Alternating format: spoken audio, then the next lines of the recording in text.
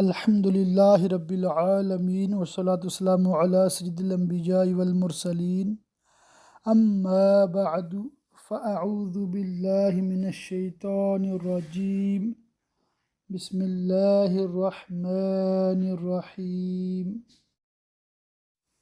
Lesson 21 تفسیر خزائن العرفان۔ اس میں انشاءاللہ تعالی آج ہم قرآن پاک کی ترتیب کے لحاظ سے تیسری سورہ مبارکہ جس کا نام ہے آل عمران، اس کا ترجمہ اور تفسیر پڑھنے سننے کی سعادت حاصل کریں گے۔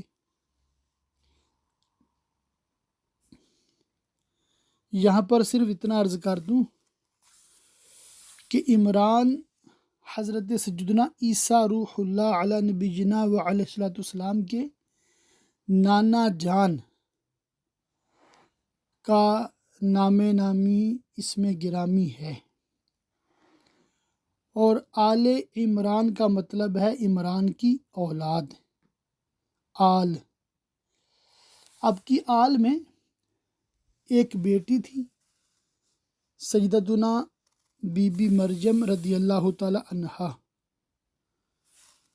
اور ان کا ایک ہی بیٹا ہوا حضرت سیدنا عیسیٰ روح اللہ علی نبینا و علیہ الصلوۃ والسلام۔ تو چونکہ اس سورہ مبارکہ میں ان کا ذکر خیر بالخصوص ہے، تو اس لیے اس سورہ کا نام ہی سورہ آل عمران رکھا گیا۔ سورہ آل عمران مدنیہ ہے، یعنی کہ یہ ہجرت کے بعد نازل ہوئی۔ ایک قول یہ ہے کہ جو صورتیں ہجرت سے پہلے نازل ہوئیں انہیں مکیہ کہتے ہیں، جو بعد میں نازل ہوئیں ان کو مدنیہ کہتے ہیں، چاہے وہ مکہ میں نازل ہوئی ہوں۔ اس میں 200 آیتیں اور 20 رکوع ہیں۔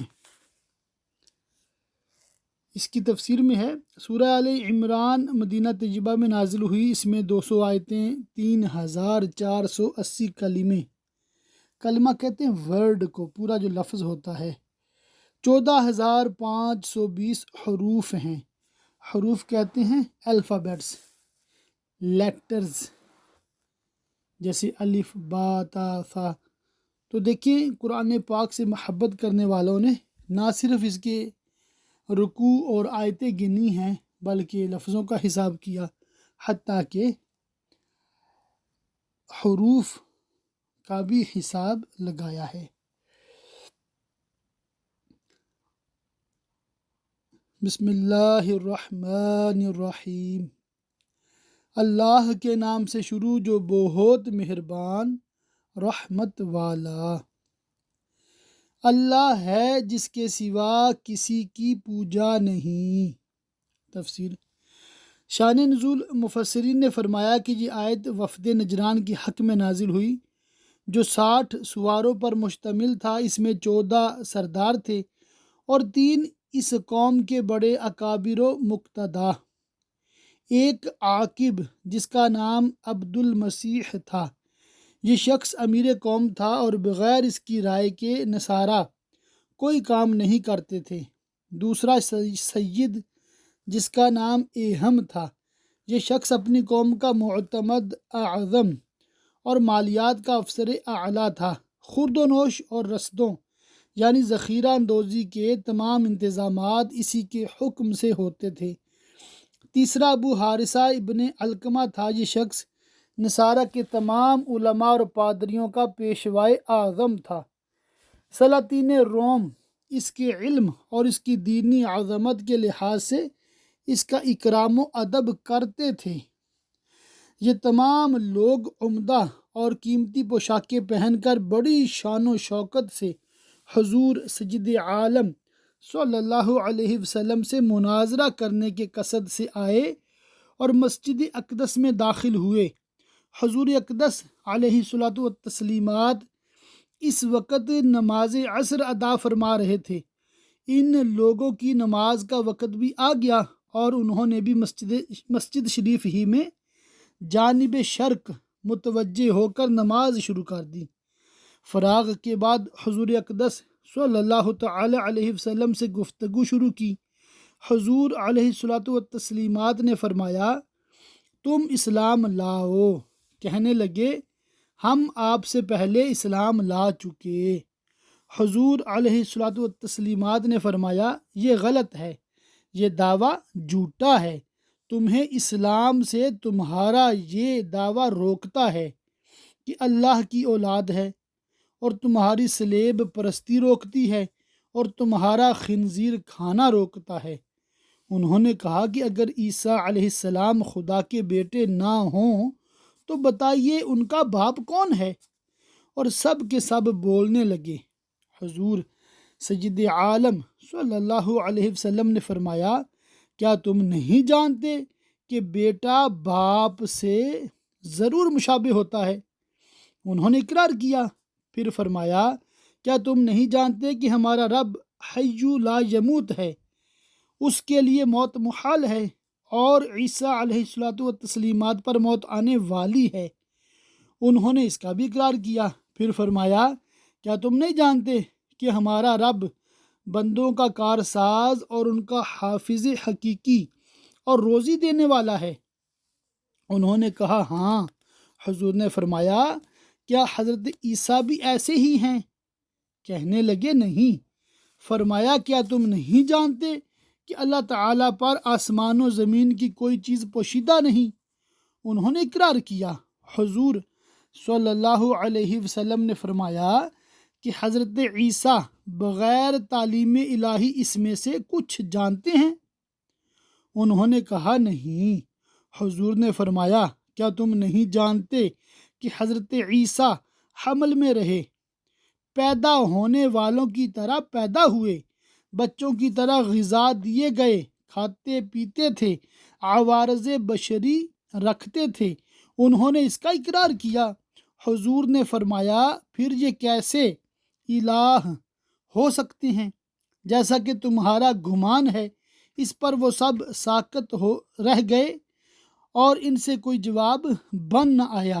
اس پر سورہ آل عمران کی اول سے کچھ اوپر 80 آیتیں نازل ہوئیں۔ فائدہ: صفات الہیہ میں حی بمعنی دائم باقی کی ہے، یعنی ایسا ہمیشگی رکھنے والا جس کی موت ممکن نہ ہو۔ قیوم وہ ہے جو قائم بالذات ہو اور خلق اپنی دنیاوی اور اخروی زندگی میں جو حاجتیں رکھتی ہے اس کی تدبیر فرمائے۔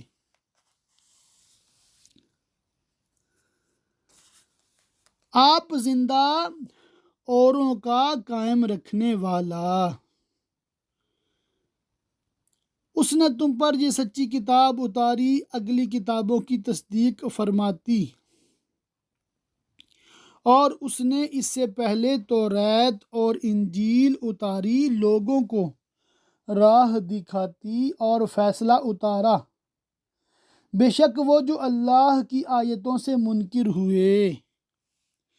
اس میں وفد نجران کے نصرانی بھی داخل ہیں، ان کے لیے سخت عذاب ہے، اور اللہ غالب بدلہ لینے والا ہے۔ اللہ پر کچھ چھپا نہیں، زمین میں نہ آسمان میں۔ وہی ہے کہ تمہاری تصویر بناتا ہے ماؤں کے پیٹ میں جیسی چاہے۔ تفسیر: مرد، عورت، گورا، کالا، خوبصورت، بد شکل وغیرہ۔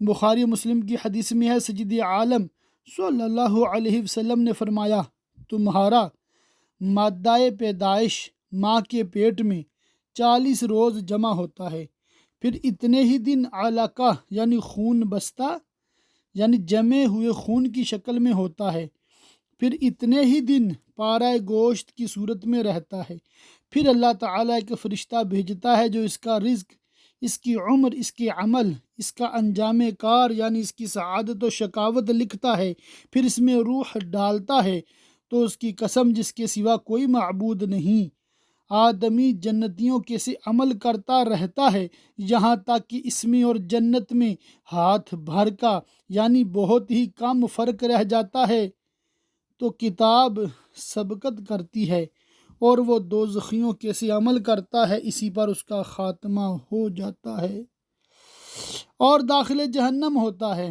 اور کوئی ایسا ہوتا ہے کہ دوزخیوں کے سے عمل کرتا رہتا ہے یہاں تک کہ اس میں اور دوزخ میں ایک ہاتھ کا فرق رہ جاتا ہے، پھر کتاب سبقت کرتی ہے اور اس کی زندگی کا نقشہ بدلتا ہے اور وہ جنتیوں کے سے عمل کرنے لگتا ہے، اسی پر اس کا خاتمہ ہوتا ہے اور داخل جنت ہو جاتا ہے۔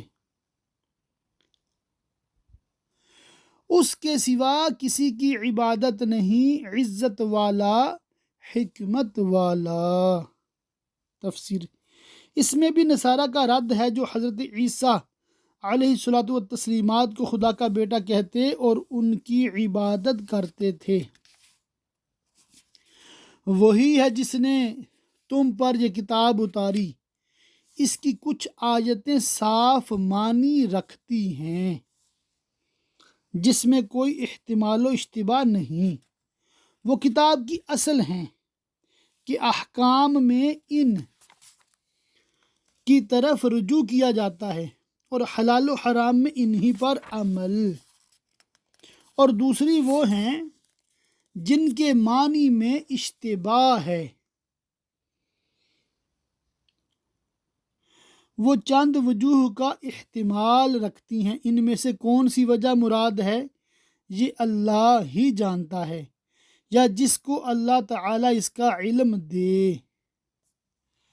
وہ جن کے دلوں میں کجی ہے یعنی گمراہ اور بد مذہب لوگ جو ہوائے نفسانی کے پابند ہیں، وہ اشتباہ والی کے پیچھے پڑتے ہیں اور اس کے ظاہر پر حکم کرتے ہیں یا تعویل باطل کرتے ہیں، اور یہ نیک نیتی سے نہیں بلکہ گمراہی چاہنے اور شک و شبہ میں ڈالنے اور اس کا پہلو ڈھونڈنے کو اپنی خواہش کے مطابق باوجود کہ وہ تعویل کے اہل نہیں، اور اس کا ٹھیک پہلو اللہ ہی کو معلوم ہے حقیقت میں، اور اپنے کرم و عطا سے جس کو وہ نوازے، اور پختہ علم والے۔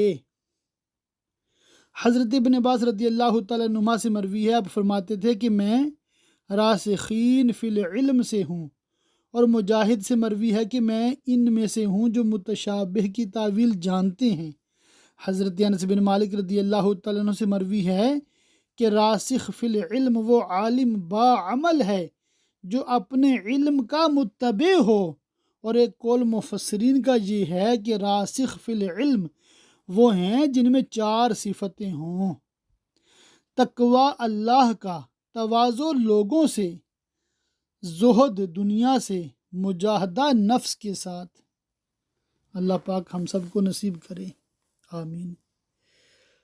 کہتے ہیں ہم اس پر ایمان لائے کہ وہ اللہ کی طرف سے ہے اور جو معنی اس کی مراد ہیں حق ہیں، اور اس کا نازل فرمانا حکمت ہے، سب ہمارے رب کے پاس سے ہے، محکم ہو یا متشابہ، اور نصیحت نہیں مانتے مگر عقل والے، اور راسخ علم والے کہتے ہیں اے رب ہمارے دل ٹیڑھے نہ کر بعد اس کے کہ تو نے ہمیں ہدایت دی، اور ہمیں اپنے پاس سے رحمت عطا کر، بے شک تو ہے بڑا دینے والا۔ اے رب ہمارے بے شک تو سب لوگوں کو جمع کرنے والا ہے، حساب یا جزا کے واسطے، اس دن کے لیے جس میں کوئی شبہ نہیں، وہ روز قیامت ہے۔ بے شک اللہ کا وعدہ نہیں بدلتا، تو جس کے دل میں کجی ہو وہ ہلاک ہوگا، اور جو تیرے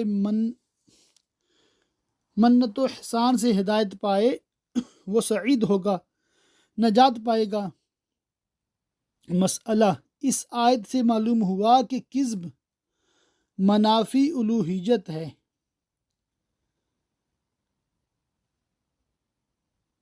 لہذا حضرت قدوس قدیر کا کذب محال اور اس کی طرف اس کی نسبت سخت بے ادبی ہے۔ بے شک وہ جو کافر ہوئے رسول اکرم صلی اللہ علیہ وسلم سے منحرف ہو کر، ان کے مال اور ان کی اولاد اللہ سے انہیں کچھ نہ بچا سکیں گے، اور وہی دوزخ کے ایندھن ہیں۔ جیسے فرعون والوں اور ان سے اگلوں کا طریقہ، انہوں نے ہماری آیتیں جھٹلائیں تو اللہ نے ان کے گناہوں پر ان کو پکڑا، اور اللہ کا عذاب سخت۔ فرما دو کافروں سے، کوئی دم جاتا ہے کہ تم مغلوب ہوگے اور دوزخ کی طرف ہانکے جاؤ گے۔ شان نزول حضرت ابن عباس رضی اللہ تعالیٰ عنہما سے مروی ہے کہ جب بدر میں کفار کو رسول اکرم صلی اللہ تعالیٰ علیہ وسلم شکست دے کر مدینہ طیبہ واپس ہوئے تو حضور صلی اللہ علیہ وسلم نے یہود کو جمع کر کے فرمایا کہ تم اللہ سے ڈرو اور اس سے پہلے اسلام لاؤ کہ تم پر ایسی مصیبت نازل ہو جیسی بدر میں قریش پر ہوئی۔ تم جان چکے ہو میں نبی مرسل ہوں، تم اپنی کتاب میں یہ لکھا پاتے ہو۔ اس پر انہوں نے کہا کہ قریش تو فنون حرب یعنی جنگی ہنر و مہارت سے ناآشنا ہیں، اگر ہم سے مقابلہ ہوا تو آپ کو معلوم ہو جائے گا کہ لڑنے والے ایسے ہوتے ہیں۔ اس پر یہ آیت کریمہ نازل ہوئی اور انہیں خبر دی گئی کہ وہ مغلوب ہوں گے اور قتل کیے جائیں گے، گرفتار کیے جائیں گے، ان پر جزیہ مقرر ہوگا۔ چنانچہ ایسا ہی ہوا کہ نبی کریم صلی اللہ علیہ وآلہ وسلم نے ایک روز میں 600 کی تعداد کو قتل فرمایا اور بہتوں کو گرفتار کیا اور اہل خیبر پر جزیہ مقرر فرمایا، اور وہ بہت ہی برا بچھونا بے شک تمہارے لیے نشانی تھی۔ اس کے مخاطب یہود ہیں اور بعض کے نزدیک تمام کفار اور بعض کے نزدیک مومنین۔ دو گروہوں میں جو آپس میں بھیڑ پڑے جنگ بدر میں، ایک جتھا یعنی گروہ اللہ کی راہ میں لڑتا، یعنی نبی کریم صلی اللہ علیہ وآلہ وسلم اور آپ کے صحاب، ان کی کل تعداد 313 تھی، 77 مہاجر اور 236 انصار۔ مہاجرین کے صاحب رعیت جن کے ہاتھ میں پرچم تھا وہ حضرت علی مرتضیٰ تھے، اور انصار کے حضرت سعد بن عبادہ رضی اللہ تعالیٰ عنہما۔ اس کل لشکر میں 2 گھوڑے، 70 اونٹ اور 6 زرہ، 8 تلواریں تھیں، اور اس واقعہ میں 14 صحابہ شہید ہوئے، 6 مہاجر اور 8 انصار، اور دوسرا کافر۔ کفار کی تعداد 950 تھی، ان کا سردار عتبہ بن ربیعہ تھا، اور ان کے پاس 100 گھوڑے تھے اور 700 اونٹ، اور بکثرت زرہ اور ہتھیار تھے کہ انہیں آنکھوں دیکھا اپنے سے دونا سمجھیں، اور اللہ اپنی مدد سے زور دیتا ہے جسے چاہتا ہے۔ خواہ اس کی تعداد قلیل ہی ہو اور سر و سامان کی کتنی ہی کمی ہو۔ بے شک اس میں عقل مندوں کے لیے ضرور دیکھ کر سیکھنا ہے۔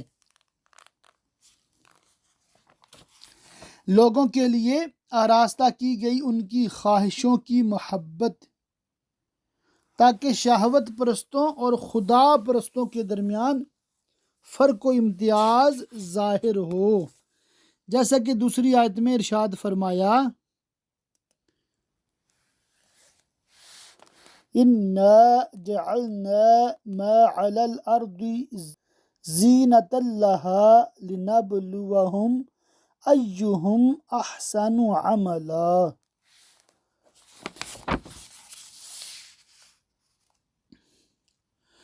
عورتیں اور بیٹے اور تلے اوپر سونے چاندی کے ڈھیر اور نشان کیے ہوئے گھوڑے اور چوپائے اور کھیتی، یہ جیتی دنیا کی پونجی ہے۔ اس سے کچھ عرصہ نفع پہنچتا ہے، پھر فنا ہو جاتی ہے۔ انسان کو چاہیے کہ متاع دنیا کو ایسے کام میں خرچ کرے جس میں اس کی عاقبت کی درستی اور سعادت آخرت ہو، اور اللہ ہے جس کے پاس اچھا ٹھکانہ، یعنی جنت، تو چاہیے کہ اس کی رغبت کی جائے اور دنیا ناپائیدار کی فانی مرغوبات سے دل نہ لگایا جائے۔ تم فرماؤ کیا میں تمہیں اس سے متاع دنیا سے بہتر چیز بتا دوں؟ پرہیزگاروں کے لیے ان کے رب کے پاس جنتیں ہیں جن کے نیچے نہریں رواں، ہمیشہ ان میں رہیں گے، اور ستھری بیبیاں۔ جو زنانہ عوارض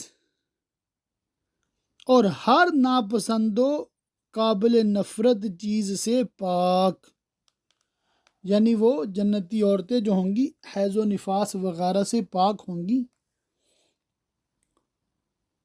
اور ان کے پسینے میں بھی بدبو نہیں ہوگی، اور کوئی بھی ایسا وہ فعل نہیں کریں گے جس سے نفرت پیدا ہو،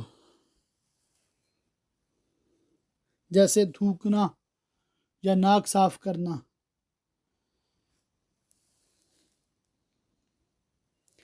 اور اللہ کی خوشنودی، اور یہ سب سے اعلیٰ نعمت ہے، اور اللہ بندوں کو دیکھتا ہے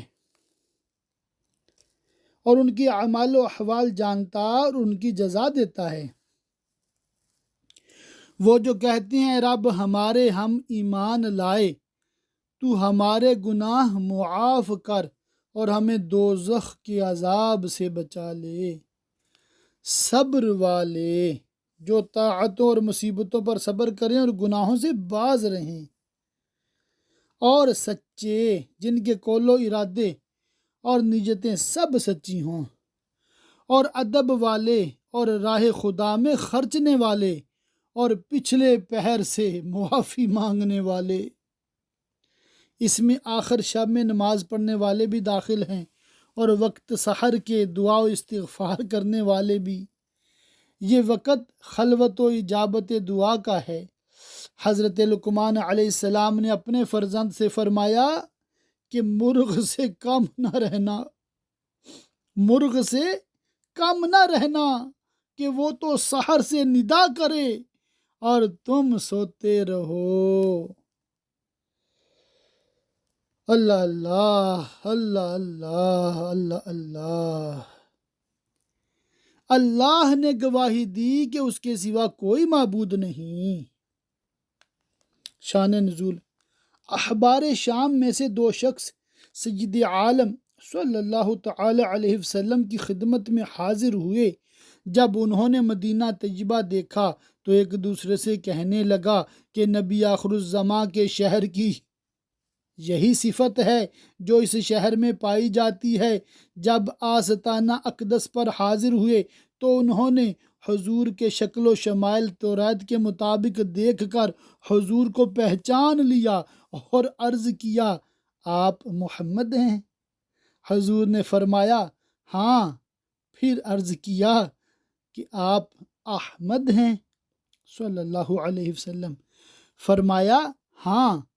عرض کیا ہم ایک سوال کرتے ہیں، اگر آپ نے ٹھیک جواب دے دیا تو ہم آپ پر ایمان لے آئیں گے۔ فرمایا سوال کرو۔ انہوں نے عرض کیا کہ کتاب اللہ میں سب سے بڑی شہادت کون سی ہے؟ اس پر یہ آیت کریمہ نازل ہوئی، اور اس کو سن کر وہ دونوں حبر یعنی یہودی عالم مسلمان ہو گئے۔ حضرت سعید بن جبیر رضی اللہ تعالیٰ عنہ سے مروی ہے کہ کعبہ معظمہ میں 360 بت تھے۔ جب مدینہ طیبہ میں یہ آیت نازل ہوئی تو کعبے کے اندر وہ سب سجدے میں گر گئے۔ اللہ نے گواہی دی کہ اس کے سوا کوئی معبود نہیں، اور فرشتوں نے اور عالموں نے، یعنی انبیاء و اولیاء نے، انصاف سے قائم ہو کر اس کے سوا کسی کی عبادت نہیں، عزت والا، حکمت والا۔ بے شک اللہ کے یہاں اسلام ہی دین ہے، اس کے سوا کوئی اور دین مقبول نہیں۔ یہود و نصارہ وغیرہ کفار جو اپنے دین کو افضل و مقبول کہتے ہیں، اس آیت میں ان کے دعوے کو باطل کر دیا۔ اور پھوٹ میں نہ پڑے کتابی، یہ آیت یہود و نصارہ کے حق میں وارد ہوئی جنہوں نے اسلام کو چھوڑا اور انہوں نے سید انبیاء محمد مصطفیٰ صلی اللہ علیہ وسلم کی نبوت میں اختلاف کیا، مگر بعد اس کے کہ انہیں علم آ چکا۔ وہ اپنی کتابوں میں سید عالم صلی اللہ علیہ وسلم کی نعت و صفت دیکھ چکے، اور انہوں نے پہچان لیا کہ یہی وہ نبی ہیں جن کی کتب الہیہ میں خبریں دی گئی ہیں۔ اپنے دلوں کی جلن سے، یعنی ان کے اختلاف کا سبب ان کا حسد اور منافع دنیاویہ کی طمع ہے۔ اور جو اللہ کی آیتوں کا منکر ہو تو بے شک اللہ جلد حساب لینے والا ہے۔ پھر اے محبوب اگر وہ تم سے حجت کریں تو فرما دو میں اپنا منہ اللہ کے حضور جھکائے ہوں، اور جو میرے پیرو ہوئے، یعنی میں اور میرے متبعین، ہماتن یعنی یکسوئی سے پورے طور پر اللہ تعالیٰ کے فرما بردار اور مطیع ہیں۔ ہمارا دین دین توحید ہے جس کی صحت تمہیں خود اپنی کتابوں سے بھی ثابت ہو چکی ہے، تو اس میں تمہارا ہم سے جھگڑا کرنا بالکل باطل ہے۔ اور کتابیوں اور ان پڑھوں سے فرماؤ، جتنے کافر غیر کتابی ہیں وہ امیین میں داخل ہیں، انہی میں سے عرب کے مشرکین بھی ہیں۔ کیا تم نے گردن رکھی اور دین اسلام کے حضور سر نیاز خم کیا، یا باوجود براہین بینہ قائم ہونے کے تم ابھی تک اپنے کفر پر ہو؟ یہ دعوت اسلام کا ایک پیرایا ہے، اور اس طرح انہیں دین حق کی طرف بلایا جاتا ہے۔ پس اگر وہ گردن رکھیں جب تو راہ پا گئے، اور اگر منہ پھیریں تو تم پر تو یہی حکم پہنچا دینا ہے۔ وہ تم نے پورا کر ہی دیا، اس سے انہوں نے نفع نہ اٹھایا تو نقصان میں وہ رہے۔ اس میں حضور سید عالم صلی اللہ تعالی علیہ وسلم کی تسکین خاطر ہے کہ آپ ان کے ایمان نہ لانے سے رنجیدہ نہ ہوں، اور اللہ بندوں کو دیکھ رہا ہے۔ سبحان اللہ، بہت ہی پیارا آج کا درس تھا۔ ہمیشہ کی طرح ہر درس قرآن پیارا ہوتا ہے، بس اللہ تعالی ہم سب کو قرآن پاک کا درست فہم عطا فرمائے، محبت سے، شوق سے، ذوق سے بار بار پڑھنے کی سعادتیں عطا فرمائے، اور اللہ تعالی ہمیں قرآن پاک کی تعلیمات پہ عمل کرنے، دوسروں تک پہنچانے اور قرآن کے فیضان کو عام کرنے کی توفیق عطا فرمائے۔ اللہ تعالی مسلمانوں کا بھلا کرے اور دشمنان اسلام کا منہ کالا کرے۔ اللہ تعالی ماہ ربیع الاول شریف کی برکت سے ہم سب کے گھروں میں امن سکون عطا فرمائے، اور اللہ تعالی ہم سب کو دنیا اور آخرت کی بھلائیاں دے۔ آمین بجاہ النبی الامین وصلی اللہ تعالی علیہ وآلہ وسلم۔